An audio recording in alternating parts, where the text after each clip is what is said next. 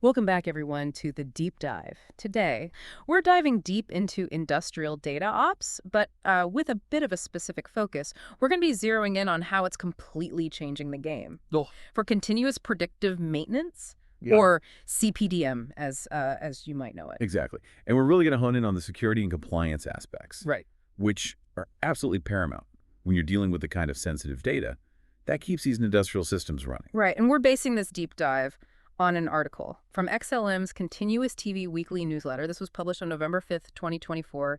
It's called #035, Industrial Data Ops Part 2. Oh, yeah, I read that one. It's a really, really fascinating look at how industrial data ops is becoming like the bedrock for secure and reliable cPdM. It's not just about efficiency anymore. It's about building systems that are smart and incredibly resilient. Okay, well, I'm already intrigued, but let's take a step back for just a second and Yeah. talk about why security is such a big deal in industrial environments. I mean, we hear about data breaches all the time, but what makes industrial data so different? Well, it all comes down to the potential consequences we're talking about. Blueprints, process parameters, real-time performance data from critical infrastructure. This is the stuff that literally keeps the lights on, keeps the factories running. This isn't someone's online shopping history. This is information that, if compromised, Yeah. could have a massive cascading effect, disrupting supply chains, national security, even putting lives at risk. Yeah, that's a pretty sobering thought. Makes it feel a lot more serious than someone stealing my credit card number. Mhm. So how does industrial data ops even begin to tackle this challenge? I know the article mentions a whole bunch of different mechanisms, but where do we even start? Okay, so imagine you're building a fortress around your industrial data. Industrial data ops uses these multiple layers of security, each one designed to protect from a different angle. Okay, I like that analogy. So let's start with the first layer then. Secure data flow management. All of it sounds a bit technical. What exactly is going on behind the scenes there? All right, so picture this. You've got this bustling network of sensors, machines, systems, all exchanging information, like a high-tech orchestra, and secure data flow management. It's like the conductor who sets the tempo, make sure everything's working together in harmony. It's all about controlling where the data can go, who can access it. Right, so it's like directing the flow of information, making sure the right data gets to the right place at the right time, but all while keeping it safe from prying eyes. Exactly. It's like having this system of locks and keys for your data. Role-based access controls, Yeah. RBAC, it's a key part of this. Think different levels of clearance, like in a spy movie. Only those with the right credentials Yeah. can get into certain areas or access certain information.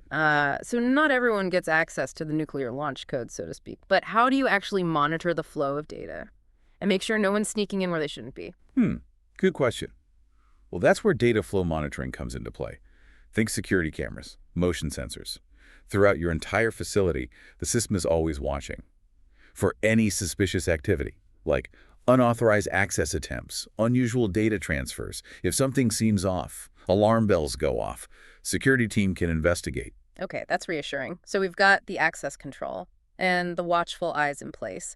What about the data itself? While it's moving between all those sensors, machines, and systems, how do we keep that data safe during transit? Think of it like sending a confidential message in a toted envelope. Secure communication protocols are the encryption methods that protect that data while it's on the move, like TLS and SSL. They scramble the information, making it unreadable to anyone without the decryption key. So it's like having a secret language that only those authorized machines and systems can understand? Precisely.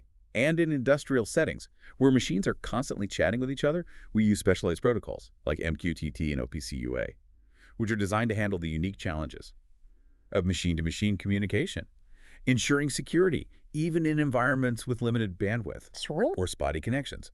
So no matter where the data is, at rest or in transit, industrial data ops has got it covered. But it's not just about keeping data safe, is it? You also need to make sure that the data is organized, consistent, like having a well-stocked and indexed library. Otherwise, it's just a jumbled up mess. So how does industrial data ops address that? That's where data normalization and metadata management come in. It's about making sure that data, no matter where it comes from, is formatted in a way that everyone can understand, like translating documents Yeah. from different languages into a common language. So it's like creating a universal dictionary for industrial data.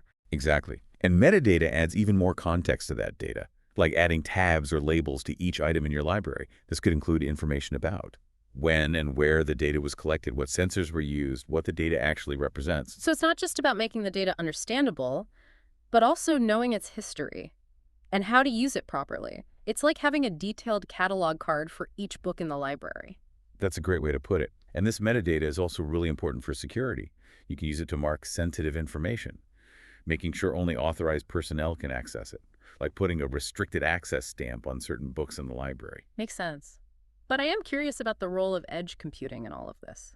How does processing data locally, right there on the factory floor, contribute to the security picture? Okay, so edge computing. It's a real game changer.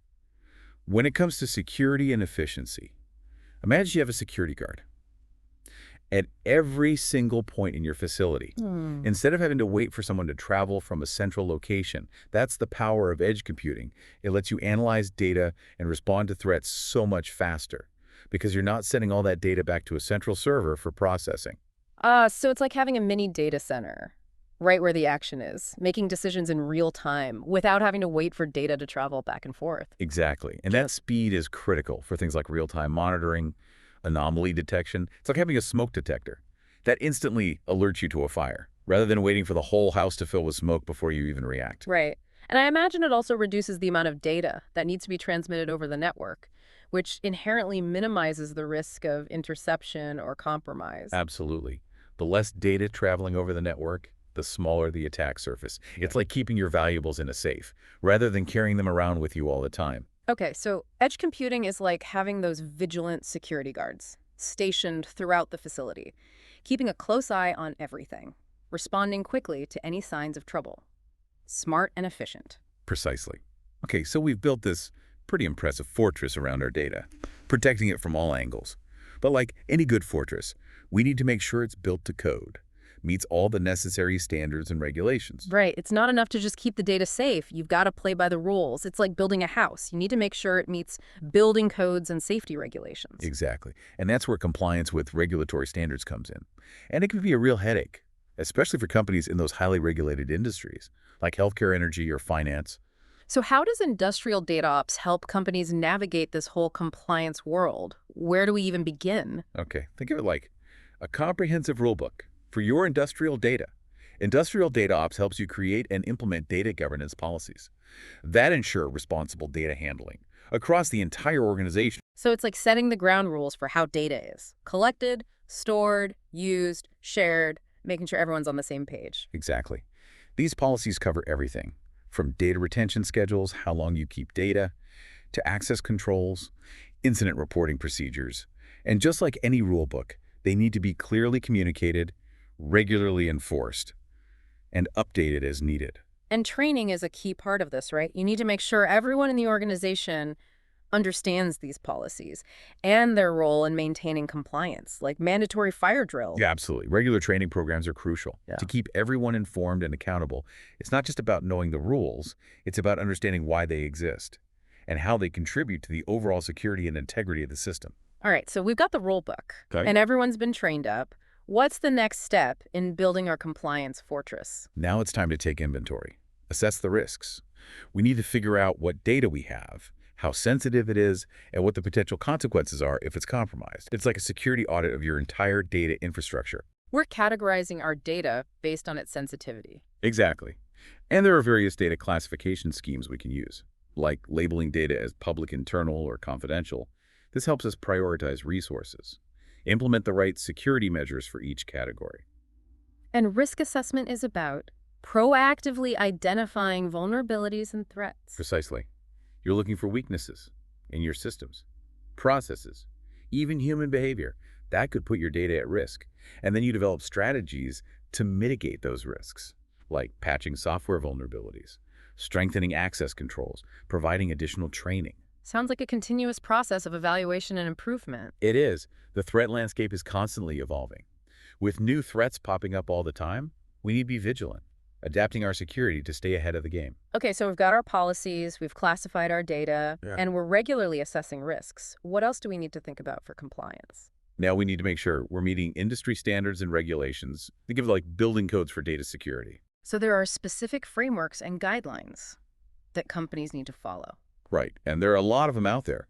Some of the most common ones you'll hear about are the NIST Cybersecurity Framework and ISO 27001. These frameworks provide a really structured approach to managing cybersecurity risk, ensuring compliance with those relevant regulations. So it's not just about making up your own rules. You need to follow the established best practices, recognized and accepted within the industry. Exactly. And a great way to ensure you're meeting those standards is through third-party audits. Having an independent organization come in, assess your security posture, can provide some really valuable insights, help you identify areas for improvement. Like having a building inspector come in, make sure everything is up to code. Precisely. And it's not just about passing the audit, it's about using it as a chance to continuously improve your security and compliance practices. All right, so far so good. But what happens if, despite all these precautions, something goes wrong? What if there's a breach or a security incident? That's where incident response programs come in. Just like you have a fire escape plan, you need a plan for what to do if there's a cybersecurity incident. So we need a dedicated team and a clear plan for responding to these incidents. Right. You need to know who's responsible for what steps need to be taken, and how you're going to communicate with everyone involved.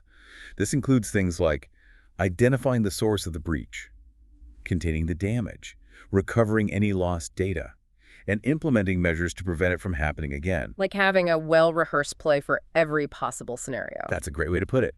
And just like any play, the incident response plan needs to be tested and updated regularly. Okay, so we've covered a lot of ground here on the compliance front. We've talked about governance policies, data classification, industry standards, and incident response. It's clear that industrial data ops isn't just about efficiency, it's about building that secure and compliant foundation for industrial operations. And this is especially true when we talk about cPdM. As we mentioned earlier, cPdM relies on massive amounts of data to predict and prevent equipment failures. So making sure this data is handled securely and compliantly is absolutely essential. Because we're not just talking about protecting data here, we're talking about protecting critical infrastructure, ensuring the safety of people and the environment. Exactly. So let's dig into how industrial data ops specifically addresses data security and compliance in the context of cPdM. Okay, yeah. Let's shift gears and zoom in on cPdM. This is where things get really interesting, especially when you consider the sheer volume of data involved. Right. The article highlights some really interesting points here. First of all, it emphasizes secure data acquisition. Remember those sensors we talked about earlier? Well, in cPdM, you have a whole network of these sensors, constantly collecting data on equipment performance. Things like vibration sensors, temperature sensors, pressure sensors, all feeding information back into the system. Exactly. And this data needs to be protected from the moment it's collected.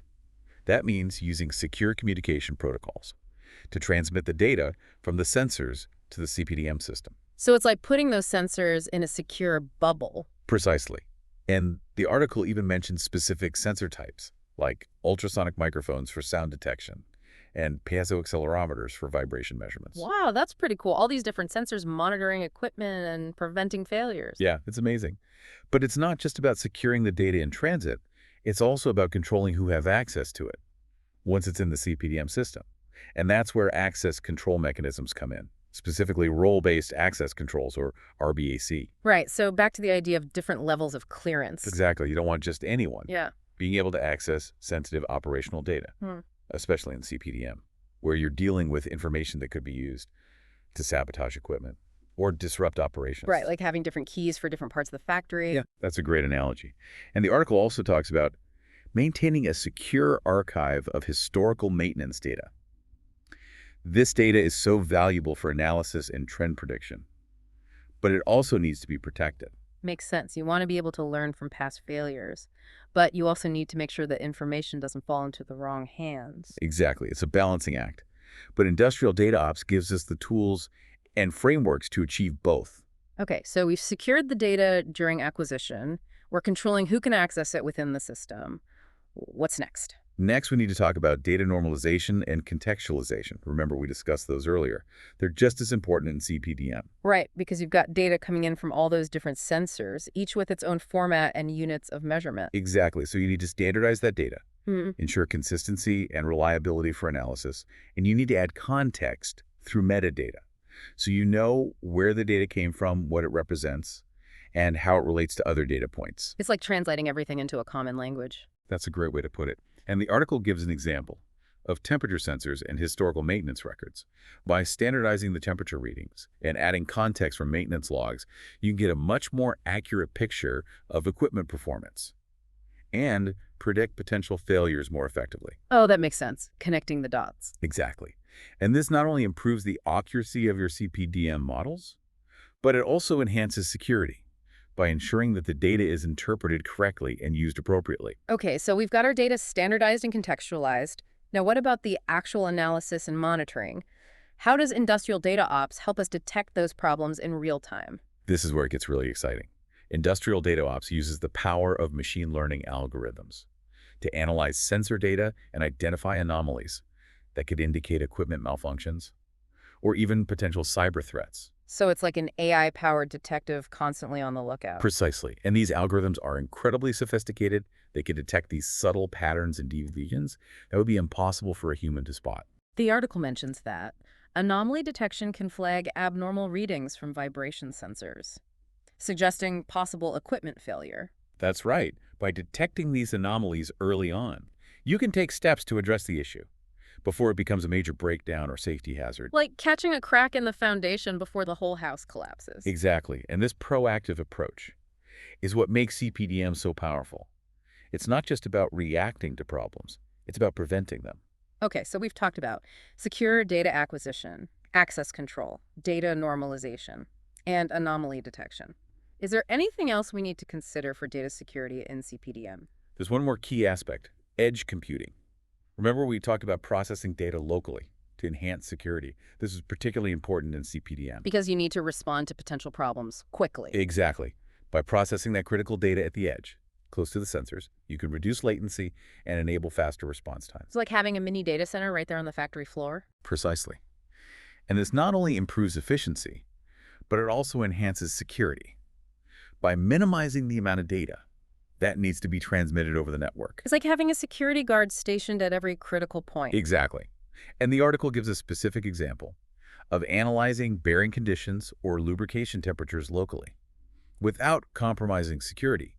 This lets you identify potential problems early and take action before they become major issues. So we've covered a lot of ground in terms of data security in cPdM, Mm. secure data acquisition, controlling access, normalizing and contextualizing data, detecting anomalies, leveraging edge computing. It seems like industrial data ops is really essential for building that secure foundation. Absolutely. But we're not done yet. We still need to discuss how cPdM implementations adhere to those all-important regulatory standards. Right, because it's not just about keeping data safe, it's about making sure you're following all the rules and regulations.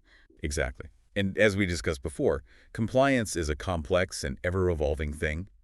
But industrial data ops provides a framework for building compliance right into your cPdM system from the ground up. So where do we even begin with this whole compliance thing? In the context of cPdM, it sounds pretty daunting. Well, the foundation of compliance in cPdM, just like in any data-driven operation, is having strong data governance frameworks in place. So back to the rulebook idea. Precisely. And these frameworks should cover everything, from data handling and retention periods to audit trails and access controls, establishing a chain of custody for data, ensuring transparency and accountability every step of the way. And these frameworks need to be aligned with industry standards, right? Absolutely. Depending on your industry and the type of data you handle, you might need to comply with regulations like IPA for healthcare, GDPR for personal data in Europe, or NRC CIP for critical infrastructure protection. Sounds like a lot to keep track of. It can be.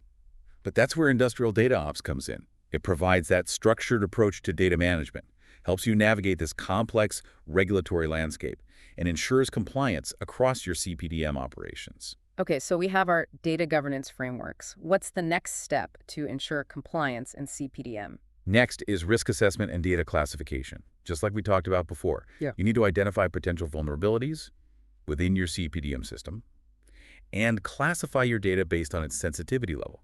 So figuring out what could go wrong, how bad it would be, and what data needs the most protection. Exactly. By conducting regular risk assessments, classifying data appropriately, you can implement those targeted security measures, mitigate the risks, and protect your sensitive information. The article mentioned classifying maintenance history as confidential. Right. Maintenance records can contain a lot of information about equipment vulnerabilities and past failures, which could be exploited. So it's not just about protecting data from external threats, but also preventing internal misuse or accidental leaks. Absolutely. That's why those robust data governance frameworks and access controls are so crucial. Okay, so we've assessed our risks and classified our data. What about the incident response plan? Do we need a separate one for cPdM? It's definitely a good idea. While your general incident response plan should cover everything, it can be helpful to have a dedicated section for cPdM. Because the types of incidents you might see in cPdM could be different than in other areas of the business. Exactly. A cyber attack on your cPdM system Yeah. could have very different consequences than an attack on your financial systems. So tailoring your response to the specific threats and vulnerabilities. Precisely. And it's crucial to have a dedicated team trained to handle security incidents specifically related to cPdM. Like having a specialized fire crew for hazardous materials. Exactly. You want experts who understand your cPdM system, who can respond quickly and effectively to contain the damage and minimize any downtime. This is all incredibly important, but it also sounds like a lot of work. How can companies make sure they're meeting all these requirements without getting bogged down in all the paperwork? That's where the power of industrial DataOps really shines, by automating so many of these processes and providing a central platform for data management. Industrial DataOps makes compliance way more manageable. Like having a digital assistant to stay organized. Exactly. And it also helps you document everything, which is crucial for audits and compliance reporting. Right, because if you can't prove you're doing everything by the book, you could face some serious penalties. Absolutely. So documentation is key. Yeah. And Industrial DataOps helps you create a clear and auditable trail of all your data management activities. Okay, so we've covered a lot of ground here on the compliance front for cPdM, data governance frameworks, risk assessment, data classification, incident response planning, and the importance of documentation. It's clear that industrial DataOps is essential for building that secure and compliant foundation. Absolutely. Yeah. And as industries become more and more reliant on cPdM, the importance of these compliance measures will only continue to grow. Wow. It's amazing to see how industrial DataOps is like, bringing together security compliance and the power of cPdM to create this truly robust system. It's like building this high-tech self-healing machine, constantly monitoring its own health, making adjustments to prevent problems before they even arise. It really is a whole new way of thinking about industrial operations. Yeah. And just like with any complex machine, regular checkups and maintenance are key. In the world of industrial DataOps, that means staying ahead of the curve, always updating your knowledge of those emerging security threats and those evolving compliance requirements. So it's not a set it and forget it kind of thing. You need to be constantly learning and evolving to keep pace with all the changes in technology and regulations. Like being a gardener. You need to tend to your plants. That's a perfect analogy. The companies that embrace this dynamic approach to industrial DataOps, they're the ones that are going to thrive in this really competitive and complex industrial landscape. So let's bring it back to our listeners for a sec. Why should they care about industrial DataOps, especially in the context of cPdM? What's the big takeaway here? Well, for businesses, it's about gaining that competitive edge. Companies that use industrial DataOps and cPdM, they can make better decisions, optimize their operations, minimize downtime, ultimately boost their bottom line. And they can do all that while keeping their data safe and secure, which is so important for building trust. With customers, Partners. regulators. Right. It's a win-win. But beyond just the business benefits, there's a bigger societal impact too. As critical infrastructure relies more and more on data and cPdM, the security and reliability of these systems becomes absolutely crucial. Right, we're talking about the systems that keep our society running, Yeah. power grids, transportation networks, healthcare facilities. Exactly. And industrial DataOps plays a vital role in making sure these systems are resilient and secure, protecting us from all sorts of disruptions, disasters, and attacks. It's amazing to see how data is this powerful force, but it also comes with great responsibility. We need to use it wisely, ethically, responsibly. Absolutely. Data security and compliance aren't just technical issues, they're ethical ones. Companies need to consider the impact of their data practices on people, communities, and the environment. And as individuals, we need to be informed, demand transparency and accountability from the companies we deal with and the systems we depend on. Well said.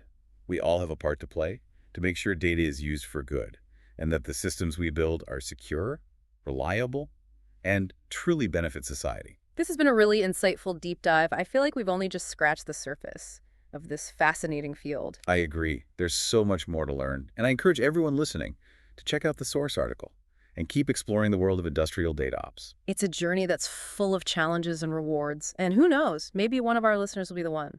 to develop the next big breakthrough in this exciting field. The future of industrial data ops is bright. I'm excited to see what we can achieve together. Thanks for joining us on this deep dive into industrial data ops and cPdM. Until next time, stay curious, stay engaged, and stay ahead of the curve